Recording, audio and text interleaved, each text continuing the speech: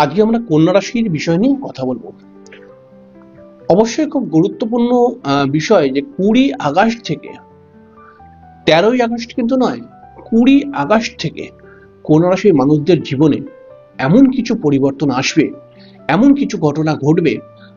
কন্যা রাশির মানুষরা যে অভিযোগটা করছিল যে আমাদের আর কিছু হবে না, আমরা মনে হয় পারবো না, আমরা মনে হয় সব থেকে অভাগা একটা রাশি, আমাদের, আমি তো সব কমেন্টস পড়ি, তো এরকম আর কি লিখছিল কন্যা রাশির মানুষরা, কন্যা রাশির জীবনে ভালো কিছু হতে পারে না। এই যে সব নেগেটিভ নেগেটিভ কমেন্ট গুলো আছে, এই নেগেটিভ কমেন্টস গুলো কিন্তু আপনাদেরকে মুছে দিতে হবে। কারণ 20 আগস্টের পর থেকে আপনি দেখবেন আপনার জীবনে কিছু এমন ঘটনা ঘটবে, যেই ঘটনা আপনার জীবনকে আরো সুন্দর করে দিয়ে যাবে, পজিটিভ ঘটনা। তাহলে আমরা বলতে পারি 20 আগস্ট থেকে কিন্তু মেন খেলা শুরু হবে, এবং যে কষ্ট, যে লড়াই, যে টেনশন, যে কনফিউশন, যে অপমান কোনো কোনো ক্ষেত্রে আপনারা হয়েছেন পেছনের কয়েকটি মাসে, সেই বিষয়গুলো কেটে যাবেই যাবে, এবং গ্যারান্টেড রেজাল্ট যে আপনি ডেভেলপ করতেই পারবেন। ব্যাপারটাকে ভালো করে বোঝাবার চেষ্টা করি। কন্যা রাশির দশম স্থানের মধ্যে বৃহস্পতির অবস্থান, এবং আমরা শাস্ত্রকারেরা বলছেন যে রাশির দশমে যদি বৃহস্পতি চলে আসে, তাহলে সেই বৃহস্পতি কর্মক্ষেত্রকে নিয়ে অনেক পজিটিভ ভালো ভালো ফল প্রদান করে। কিন্তু বাস্তবেতে আমরা দেখছি যে রাশির দশম স্থানে বৃহস্পতি গিয়েও কন্যা রাশির মানুষদের মধ্যে ডিপ্রেশন, কর্মকেন্দ্রিক প্রবলেম, কর্মের মধ্যে হতাশা, মনের মতো কর্ম হচ্ছে না, এরকম প্রবলেম ক্রিয়েটই করছিল। এবং তার সঙ্গে সঙ্গে কিছু পারিবারিক প্রবলেম এবং কিছু মানসিক টেনশন, বন্ধু বান্ধবের দ্বারা প্রতারিত হওয়া, বন্ধু বান্ধবকে নিয়ে ঝামেলা, এগুলো কিন্তু কন্যা রাশির চলছিল। কিন্তু এইটা কেন চলছিল? যে একটা শাস্ত্রকারেরা বলছে যে দশম স্থানে বৃহস্পতি ভালো ফল দেয়, আবার একজন আমরা প্র্যাকটিক্যালি দেখছি যে দশমে বৃহস্পতি এসেও ভালো ফল দিচ্ছে না। তো এখানে যখন আমরা অনুসন্ধান করে দেখছি, তখন একটা বিষয় চোখে বারবার পড়ছে, সেটা হচ্ছে কি বৃহস্পতি রাহু নক্ষত্রের মধ্যে ছিল। আমরা জানি যে বৃহস্পতি যদি রাহু নক্ষত্রে থাকে, তাহলে বৃহস্পতি অতি দুর্বল হয়ে পড়ে, এবং রাহু নক্ষত্রে বৃহস্পতি থাকলে পারে বৃহস্পতি নিজের কাজগুলো ঠিক মতো দিতে পারে না। কারণ বৃহস্পতি আমরা জানি একটি সাত্ত্বিক গ্রহ, এবং রাহুর মধ্যে কিন্তু একটি তামসিক প্রবণতা রয়েছে। তাহলে পরে বৃহস্পতি কিন্তু রাহুর সঙ্গে ঠিক এটা খাপ খায় না, বা রাহু নক্ষত্রে যদি বৃহস্পতি থাকে তাহলে বৃহস্পতি ভালো ফল দিতে পারে না। তবে সময় শেষ, সময়ের পরিবর্তন ঘটছে, এবং আমরা জানি যে 13ই আগস্ট 2025 থেকে বৃহস্পতি পুনর্বসু নক্ষত্রে প্রবেশ করে যাবে। পুনর্বসু নক্ষত্র একটি সাত্ত্বিক নক্ষত্র, বৃহস্পতিও একটি সাত্ত্বিক গ্রহ। তাহলে আমরা বলতে পারি পুনর্বসু নক্ষত্রের মধ্যে বৃহস্পতি প্রবেশ করে বৃহস্পতি কিন্তু মহা শক্তিশালী হয়ে উঠবে। এর ফলে কন্যা রাশির দশম ঘরটাও কিন্তু মহা শক্তিশালী হয়ে উঠবে। এবং আপনি দেখে নেবেন, লিখে রাখুন যে কন্যা রাশি 20 আগস্টের পর থেকে কর্মজগতে ধীরে ধীরে পজিটিভ ফল পেতে শুরু করবে, এবং এই ফল অক্টোবর অবধি চলবে, এবং কন্যা রাশির মানুষরা কর্মজগৎকে কেন্দ্র করে বিভিন্ন লাভ পাবে, এবং এই লাভ কখনো কখনো মানে সীমাহীন লাভে পরিণত হয়ে যাবে। আপনি দেখে রাখবেন যে আপনি যেটা আশা করেননি তার থেকেও বেশি লাভ কিন্তু আপনাকে দিয়ে দিতে পারে। দেখুন, বৃহস্পতি শুধু দশম ঘরে গিয়ে লাভ শুধু দেবে না, তার সঙ্গে সঙ্গে আরো পজিটিভ কয়েকটি ঘটনা ঘটাবে। কারণ বৃহস্পতিকে আমরা বলা হয়ে থাকে, বৃহস্পতিকে আমরা বলি যে বৃহস্পতি হচ্ছে, আপনাদের কি বলবো, বৃহস্পতি সবসময় কিন্তু কি বলবো, বৃহস্পতির কাজ হচ্ছে নিয়ন্ত্রণ করা, কন্ট্রোল করা। তাহলে পারে যদি আপনার কর্মকেন্দ্রিক কোনো সমস্যা থাকে, আপনার কর্মকে নিয়ে কোনো টেনশন থাকে, কর্মের মানুষ যদি কর্মক্ষেত্রে আপনার শত্রুতা তৈরি হচ্ছিল, এই জায়গাগুলো বৃহস্পতি পুরোপুরি নিয়ন্ত্রণ করে দেবে পুনর্বসু নক্ষত্রে প্রবেশ করার পর। এটা 20 আগস্ট থেকে আপনি ফলটা, রেজাল্টটা পেতে দেখতে পেয়ে যাবেন। এছাড়াও বৃহস্পতির দৃষ্টি ঈশ্বরের কৃপার সঙ্গে তুলনা করা হয়। আমরা জানি যে বৃহস্পতি দশম স্থানের মধ্যে থাকলে পারে ঠিক রাশির, কন্যা রাশির দ্বিতীয় ঘরকে বৃহস্পতি দেখবে। দ্বিতীয় ঘর থেকে আমরা ক্যাশ মানি বিচার করে থাকি, অর্থ বিচার করে থাকি, এবং কন্যা রাশির যে অর্থের অভাবটা চলছিল, অর্থের টান একটা তৈরি হচ্ছিল, সেই টান আলটিমেটলি কাটবে। এবং কন্যা রাশির মাঝে মধ্যে যে ডিপ্রেস হয়ে মাঝে মধ্যে একটু গরম হয়ে যাচ্ছিল, একটু কড়া কথা বলে ফেলছিল, এই কথাও কিন্তু খুব সুন্দর হয়ে উঠবে আস্তে আস্তে করে। এবং তার সঙ্গে সঙ্গে কিন্তু পারিবারিক সুখ, পরিবারের মধ্যে কত মাঙ্গলিক অনুষ্ঠান, পরিবারের মধ্যে কোনো আনন্দ অনুষ্ঠান, এটা কিন্তু ক্রিয়েট হতে পারে। এবং এটাতে লাভ তো কিছু নয়, তবে এনজয় করতে পারবে, আনন্দ লাগবে কন্যা রাশিটা, আপনি দেখে রাখবেন। এছাড়াও বৃহস্পতির আরেকটি দৃষ্টি ঠিক কন্যা রাশির ষষ্ঠ ঘরের মধ্যে গিয়ে পড়বে। অটোমেটিক্যালি ষষ্ঠ ঘর থেকে আমরা চাকরি বিচার করি, ষষ্ঠ ঘর থেকে আমরা রোগ বিচার করি, ষষ্ঠ ঘর থেকে আমরা কিন্তু লড়াই বা শত্রুতা এগুলো বিচার করে থাকি।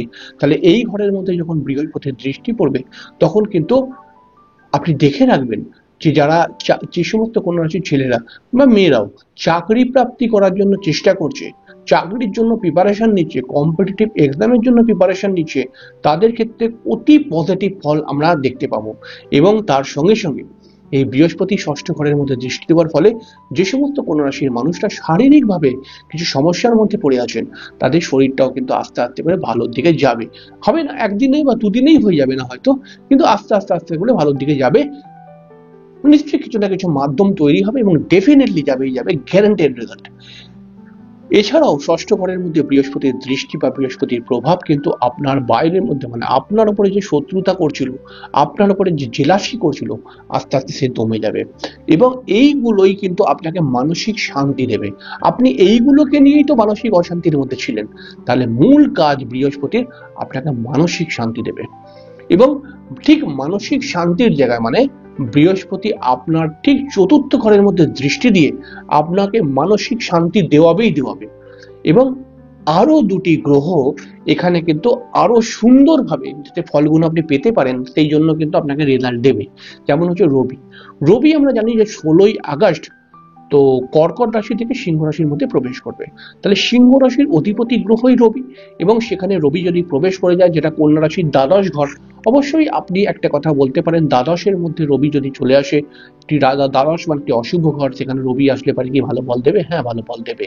কারণ শাস্ত্রকারেরা বলছে দ্বাদশ ঘরের অধিপতি যদি দ্বাদশেই চলে আসে, তাহলে পরে সে প্রথম যে কাজটা করে আপনার খরচাকে কন্ট্রোল করে নেয়, মানে চট করে আপনার উল্টোপাল্টা খরচা করতে দেয় না। তাহলে এটা যেটা আপনার উল্টোপাল্টা খরচা হচ্ছিল আগে, সেই খরচাটা নিয়ন্ত্রণ হয়ে যাবে।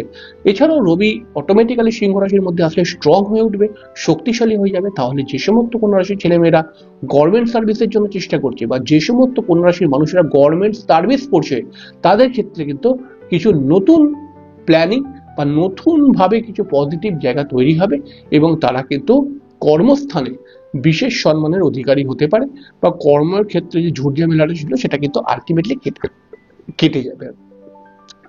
এছাড়াও আমরা দেখতে পাচ্ছি যে রবি যখন দ্বাদশ ঘরের মধ্যে চলে আসবে 16ই আগস্ট থেকে, অটোমেটিক্যালি সেই রবি কিন্তু ঠিক কন্যা রাশির ষষ্ঠ ঘরকেও দেখবে।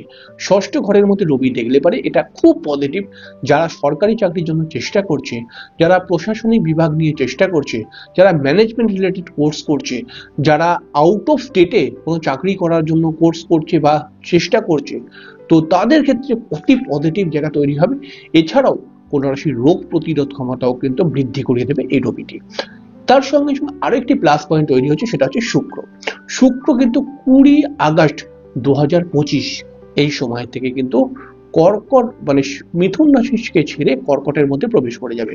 আলটিমেটলি কর্কট হচ্ছে যে ঠিক কন্যা রাশির একাদশ ঘর। একাদশ ঘরের মধ্যে শুক্রের অবস্থান, এটা কিন্তু অবশ্যই পজিটিভ। তবে এটা কিন্তু প্রেমজ সম্পর্কের মধ্যে কিছু সমস্যা আনতে পারে। কারণ আমরা জানি যখন জ্যোতিষের পড়াশোনা করি, তখন আমরা একটা কথা বলি, একাদশ ঘরের থেকে আমরা অনেক ভালো ভালো জিনিস বিচার করে থাকি, এবং এখানে শুভ গ্রহ অনেক পজিটিভ জিনিস দেয়, কিন্তু কিছু না কিছু একটা প্রবলেম তো তৈরি করাবেই। তো বিশেষ করে যেহেতু শুক্র প্রেমজ কারকের মানে প্রেমজ, তবে প্রেম কিন্তু কেটে যাবে না, এটা মনে করবেন না যে প্রেম কেটে যাবে। প্রেমের মধ্যে বন্ডিং প্রবলেম তৈরি করাতে পারে। তো এটা একটা সামান্য যোগ ক্রিয়েট হচ্ছে, কিন্তু এখানে শুক্র কিন্তু আপনাকে আর্থিক জায়গাটাকে ভালো করিয়ে দেবে, অর্থ উপার্জনের জন্য নতুন নতুন সোর্স খুলে দিতে পারে। আপনি যদি ব্যবসা করেন, তাহলে ব্যবসার ক্ষেত্রে গ্রোথ আসবে, এবং আপনি যদি নতুন ব্যবসা করতে চান কোনো কিছুর, তাহলে সেই জায়গাটাও কিন্তু একদম অবশ্যই সেই জায়গাটাও কিন্তু পাওয়া যাচ্ছে। এছাড়াও আমরা জানি যে একাদশ ঘরের মধ্যে শুক্র আসলে পারে, যারা অটোমেটিক্যালি সেই শুক্র পঞ্চম স্থানের মধ্যে দৃষ্টি দেবে। তাহলে যে সমস্ত কন্যা রাশির মানুষেরা প্রতিভাকে নিয়ে কাজকর্ম করছে, অর্থাৎ গান বাজনার সঙ্গে যুক্ত রয়েছে, বা নিজস্ব ট্যালেন্ট দিয়ে কোনো কাজকর্ম করছে, তাদের ক্ষেত্রে অতি উত্তম গ্রাফ উঠবে, এবং তারা কিন্তু নিজের প্রফেশনের ক্ষেত্রে যথেষ্ট ভালো একটা জায়গা তৈরি করতে পারবে। এবং আপনি দেখে রাখবেন যে বহু মানে যেই কাজগুলো হবে না সেই রকম কাজেরও অফার চলে আসবে। তো বিষয় হচ্ছে কি যে আমি যে ডেটটা দিয়েছি 20 আগস্ট, এই ডেটটা খুব হিসাব করে দিয়েছি। এই ডেটটা থেকেই কিন্তু আমরা লাভটা পেতে মেন শুরু করব। তাই এই ডেটটাকে আপনি লিখে রাখুন। এই ডেটটি কিন্তু আপনার ভাগ্যকে পরিবর্তন করার একটি খুব গুরুত্বপূর্ণ ডেট। কারণ এই ডেট থেকেই শুরু হবে আসল খেলা। কন্যা রাশির মানুষরা বলেন যে আমার কিছু হবে না, আমার কিছু হবে না। এখান থেকেই শুরু হবে খেলা, এবং এখান থেকে আপনি দেখে বলুন, মানে আপনি বলবেন এই সময় থেকে যে আপনার কিছু হচ্ছে কি হচ্ছে না। অবশ্যই হবেই হবে। তো যাই হোক, খুব সামান্য করে বোঝাবার চেষ্টা করলাম। অবশ্যই আমাদের এই যে কন্যা রাশির ক্ষেত্রে পজিটিভ ফলগুলো দেবে, এই যে 3টি গ্রহ বললাম এর মধ্যে সব থেকে গুরুত্বপূর্ণ গ্রহ হচ্ছে বৃহস্পতি। তাই আপনি অবশ্যই কমেন্ট বক্সে একবার ভক্তি সহকারে ওম গুরুবে নমঃ লিখতে একদম ভুলবেন না। যাই হোক, পরের দিন দেখা হয়ে যাবে। ততক্ষণের জন্য নমস্কার, ভালো থাকবেন, অনেক শুভরাত্রি।